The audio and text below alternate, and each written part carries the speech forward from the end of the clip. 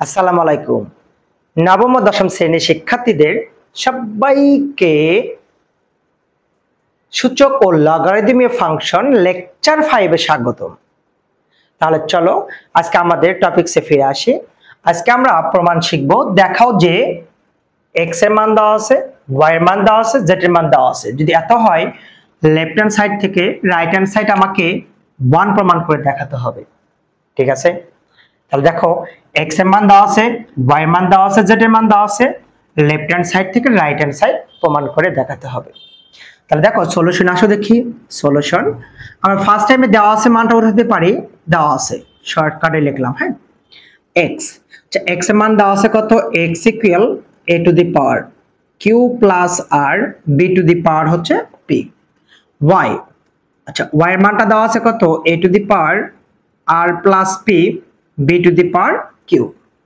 z এর মানটা দেওয়া আছে a to the power p plus q b to the power r।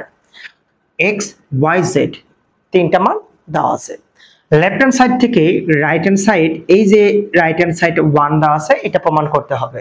ওকে, আমরা লেফট হ্যান্ড সাইডটা লিখে ফেলবো।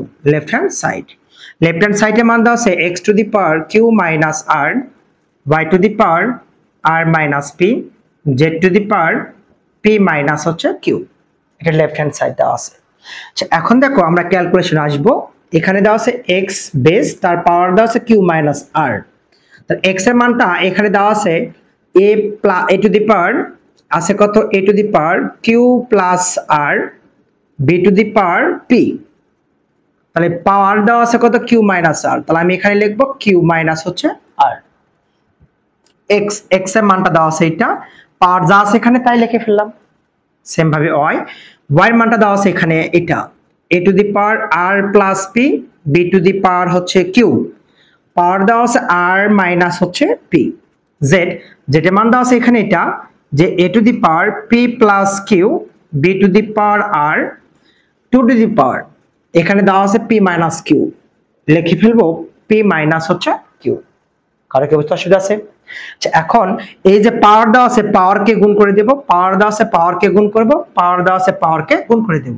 বা নরমালি একবারই গুণ করতে পারবো। ওকে, তাহলে a টু দি পাওয়ার, আচ্ছা পাওয়ার গুণ করে দেওয়া, দেখি a plus b into a minus b হচ্ছে না, a plus b into a minus b, q plus r q minus r, a plus b into a minus b আমরা লিখতে পারি a square minus b square লিখতে পারি।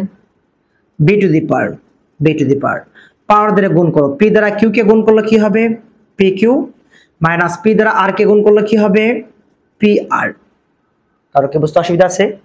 Same ভাবে গুণটা করবা a to the power a plus b into a minus b লিখতে পারি, a plus b into a minus b, তাহলে কি লিখতে পারি a স্কয়ার মাইনাস হচ্ছে b স্কয়ার। এখানে আছে কত, b টু দি পাওয়ার দ্বারা গুণ করো, q r মাইনাস q দ্বারা p কে গুণ করলে কি হবে, pq চলে আসবে। ওকে, এবার দেখো a to the power same ভাবে a plus b into a minus b, তাহলে কি হবে a স্কয়ার মাইনাস হচ্ছে b স্কয়ার আসবে। সেম ভাবে b to the power r দ্বারা p কে গুণ করো, তাহলে কি হবে pr মাইনাস হচ্ছে qr। কারো কি বুঝতে অসুবিধা আছে? আচ্ছা এখন আমি কি করব, a আমি a কে বেস ফর্ম নেব। তাহলে পাওয়ার যা আছে দেখো তো, q স্কয়ার মাইনাস হচ্ছে r স্কয়ার, ইনটু থাকলে পাওয়ারটা যোগ করে দাও, প্লাস হচ্ছে r স্কয়ার মাইনাস হচ্ছে p স্কয়ার, এখানে প্লাস p স্কয়ার মাইনাস হচ্ছে q স্কয়ার চলে আসবে। ঠিক আছে, b b b আমি কি b কেই বেস ফর্ম করতে পারি। পাওয়ার দেওয়া আছে কত, pq মাইনাস হচ্ছে pr, এখানে আছে প্লাস qr মাইনাস হচ্ছে pq, এখানে দেওয়া আছে প্লাস pr মাইনাস হচ্ছে qr, এটা কিন্তু দেওয়া আছে। এখন তুমি ক্যালকুলেশন করতে পারো। দেখো তো a টু দি পাওয়ার, দেখো তো কাটাকাটি যায় নাকি, মাইনাস প্লাস, তারপরে প্লাস মাইনাস কেটে যায় কিন্তু, জিরো থাকলো, ইনটু b টু দি পাওয়ার, দেখো তো কাটাকাটি যায় নাকি, plus pq minus pq, plus qr minus qr, pr কেটে যায়, b টু দি পাওয়ার 0, আমরা জানি a টু দি পাওয়ার 0 মানে 1 সমান হচ্ছে 1 রাইট হ্যান্ড সাইড। অতএব লেফট হ্যান্ড সাইড সমান রাইট হ্যান্ড সাইড, PROVED প্রমাণিত। কারো কি বুঝতে অসুবিধা আছে? আবার কি রিপিট করতে হবে? নরমাল তো একটা ব্যাপার। ওকে, তাহলে দেখো দেওয়া আছে এই যে a to the power b, b to the power q, c two the power r equal to হচ্ছে a, এটা দেওয়া আছে। তো তুমি এই পার্ট এই পার্ট এই পার্ট যে কোনো একটা পার্ট ধরে করলেই হবে। আমি ডান দিক থেকে বাম দিকে চলে যাব। দেওয়া আছে c two the power r equal to দেওয়া আছে কত? a দেওয়া আছে, ঠিক আছে। ইমপ্লাইজ দ্যাট বা লিখতে পারো c, c মানটা এখানে দেওয়া আছে কত? b to the power q, আমি এখানে লিখতে পারি b to the power q equal to মান দেওয়া আছে হচ্ছে a।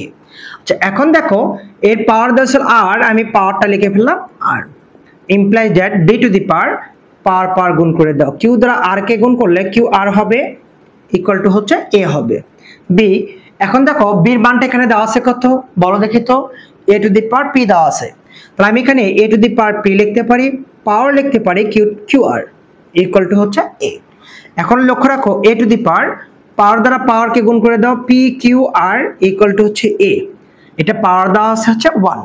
আচ্ছা আমরা কিন্তু একটা রুলস জানি, a to the power x equal to a to the power y হলে তাহলে কি হবে? x ইকুয়াল টু হচ্ছে y হবে, বেস বা ভিত্তিটা ক্যান্সেল হয়ে যায়।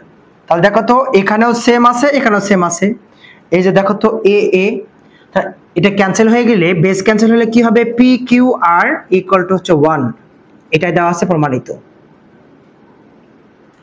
পারবে না? কারো কি অসুবিধা আছে? আবার কি রিপিট করতে হবে? ওকে, দেখো নাম্বার 3 দেওয়া আছে যদি a to the power x equal to p, a to the power y equal to q এবং a স্কয়ার সমান p to the power y q to the power x two the power z হয়, তবে প্রমাণ করো যে x y z equal to হচ্ছে 1, এটা প্রমাণ করতে বলছে।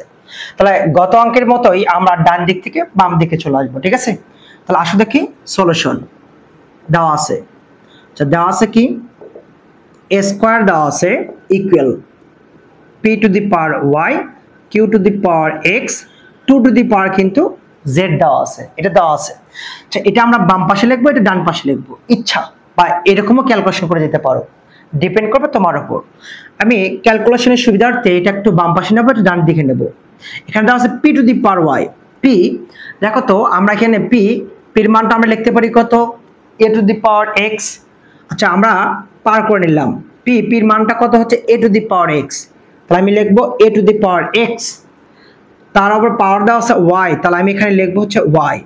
q এর মানটা দেওয়া আছে a to the power y, আমি লিখবো a to the power y, এর উপর পাওয়ার দেওয়া আছে হচ্ছে x, সেকেন্ড ব্র্যাকেট দিয়ে ক্লোজ করো, পাওয়ার দেওয়া আছে এর উপর হচ্ছে z ইকুয়াল এই a স্কয়ারটা আমি এই পাশে লিখে নিলাম, এই যে স্কয়ারটা লিখে নিলাম। কারো কি বুঝতে অসুবিধা? yx হবে, হ্যাঁ। আচ্ছা y দ্বারা x কে গুণ করলে yx হবে, পাওয়ার z যা আছে তাই। এখন দেখো তো তাহলে এখানে হবে কি? y কিন্তু x হচ্ছে, ঠিক আছে, বা xy হচ্ছে, লিখলেই হলো তোমার, এটা ডিপেন্ড করবে তোমার সাথে xy। a আর a আমি বেস ফর্ম নিলাম, xy ইনটু থাকলে যোগ হয়ে যাবে, যোগ করলাম xy। তাহলে এখন দেখো a to the power xy যোগ করলে কিন্তু 2xy থাকে, পাওয়ার আছে কত? z ইকুয়াল টু হচ্ছে a স্কয়ার। এখন দেখো a টু দি পাওয়ার দ্বারা গুণ করে দাও, 2xyz ইকুয়াল টু হচ্ছে a স্কয়ার। আমরা একটা সূত্র জানি যে a to the power x equal to a to the power y হলে তাহলে কি হবে? x ইকুয়াল টু কত হবে? y হবে। তাহলে a to the power x a to the power y, তাহলে বেস ফর্মটা ক্যান্সেল, তাহলে 2xyz ইকুয়াল টু হচ্ছে 2।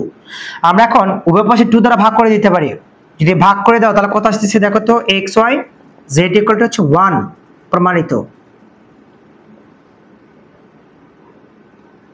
প্রমাণিত।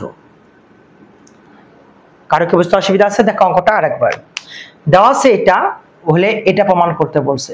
আমি নরমালি ডান দিক থেকে বাম দিকে যাব, এই মানটা লেখা হয়েছে, স্কয়ারটা আমি ডানে লেখা হয়েছে, এই মানটা আমরা বামে লেখা হয়েছে p এর মানটা দেওয়া আছে a to the power x, তাহলে a to the power x এর পাওয়ার দেওয়া আছে y, q এর মানটা দেওয়া আছে এখানে a to the power y, তাই লিখলাম পাওয়ার দেওয়া আছে x, পুরোটার উপর পাওয়ার z, পাওয়ার গুণ করে দাও, পাওয়ার গুণ করে দাও, z যা আছে তাই। আমরা এখান থেকে a বেস ফর্ম নেব, ইনটু থাকলে পাওয়ারটা যোগ হয়ে যায়, পাওয়ার যা আছে তাই যা আছে তাই, এটা যোগ করে দিলে 2x হয়, পাওয়ার যা আছে তাই যা আছে তাই। আমরা এ টু দি পাওয়ার লিখবো, পাওয়ারটা আমি গুণ করে দেব, যা আছে তাই। বেস ফর্ম ক্যান্সেল, 2xyz = এখানে 2, উভয় পাশে 2 দ্বারা আমি ভাগ করে দেব, তাহলে ভাগ করে দিলে xyz = 1, এটা হচ্ছে প্রমাণিত। আমরা সবাই আজকের টপিকটা এই পর্যন্ত, নেক্সট ক্লাস দেখার জন্য আমন্ত্রণ রইল। ধন্যবাদ সবাইকে, আসসালামু আলাইকুম।